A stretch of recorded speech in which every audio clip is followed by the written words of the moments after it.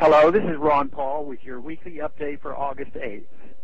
The Super Congress created by the recent debt ceiling increase deal is a typical example of something nefarious attached to a bigger bill that is rushed through Congress without giving members ample opportunity to consider its full ramifications. This commission may turn into an early Christmas present for the well-heeled lobbyists of K Street. This is because the Commission presents a huge opportunity for lobbying firms to sneak their clients' pet project and issues into whatever legislation is created by the Commission. The fact that automatic cuts to defense are named if the committee deadlock simply signals to the military-industrial complex to bring their A game to the lobbying effort.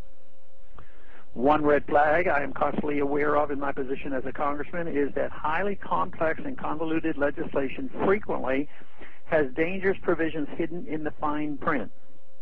Elaborate legislative packages force lawmakers to take the bad with the good, and often if they refuse, they are accused of voting against the positive provision, never mind the blatant constitutional violations in the bill, the spending, the waste, and the unchecked expansion of government. I don't usually have to read too much of a bill like that before encountering something unconstitutional or simply unwise. Then I have to vote no. That doesn't seem to be the case with the majority of legislators, unfortunately. In order to ram through one special interest favorable treatment or give away a certain amount of horse trading is done. The end result is mammoth bills with myriads of unrelated provisions that favor those with the best lobbyists at the expense of everyone else. The creation of a 12-member committee to preside over a $1.5 trillion in spending decisions and the exclusion of the rest of the Congress also means lobbying firms can focus their efforts on an anointed few, which is certainly more manageable for them than having to deal with the entire Congress. Every cut considered will, of course, have a recipient on the other end whose livelihood is being threatened. The probable outcome is that any cuts realized will be more a function of lobbying prowess than the merits or demerits of the actual programs on the chopping block.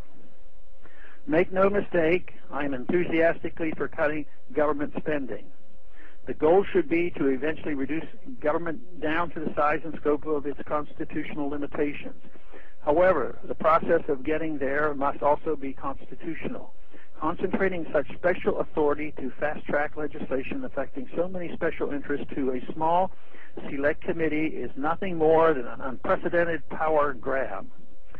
Only fears of an impending catastrophic event could have motivated members to allow this legislation to be rushed through Congress. The Founding Fathers had strong feelings about taxation without representation, and under no circumstances would they have felt excluding 98% of Congress from fiscal decisions was appropriate.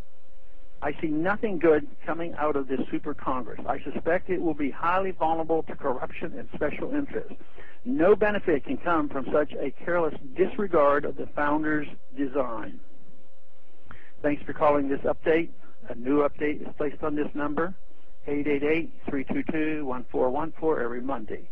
The written text of which can be found on my website, www.house.gov/Paul, under the heading Texas Straight Talk. Thanks for calling.